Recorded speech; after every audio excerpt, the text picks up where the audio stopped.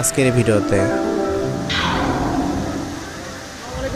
বর্তমানে এখন আমরা চলে এসেছি রাজশাহী গোদাগাড়ির সেই সাবিনা পার্কে।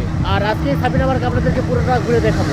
সাবিনা পার্কে কী কী রয়েছে এবং আপনারা আজকে কী কী দেখবেন, এখানে কতগুলো রাইডস রয়েছে এবং রাইডসের হচ্ছে আপনার প্রাইস কতগুলো করে সব কিছু আপনাদের বিস্তারিত তথ্য থাকছে আজকের এই ভিডিওতে। তো ভিডিওটি শেষ পর্যন্ত দেখতে থাকুন ও এনজয় করুন। Let's go. রাজশাহীর গোদাগাড়ী উপজেলার দিগাম খেজুরতলায় প্রায় 40 বিঘা জায়গার উপর 2012 সালে ব্যক্তিগত উদ্যোগে গড়ে তোলা হয় এই সাবিনা পার্ক। উপজেলার একমাত্র বিনোদন কেন্দ্রটি প্রায় 2 বছর বন্ধ থাকার পর 2018 সালে পুনরায় চালু করা হয়।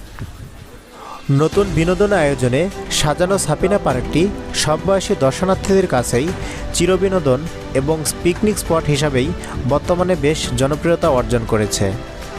এখানে নানা রকমের ফুল ফল এবং ঔষধি গাছে ঘেরা পার্কের ভিতরে রয়েছে দৃষ্টিনন্দন কৃত্রিম উপায়ে বিভিন্ন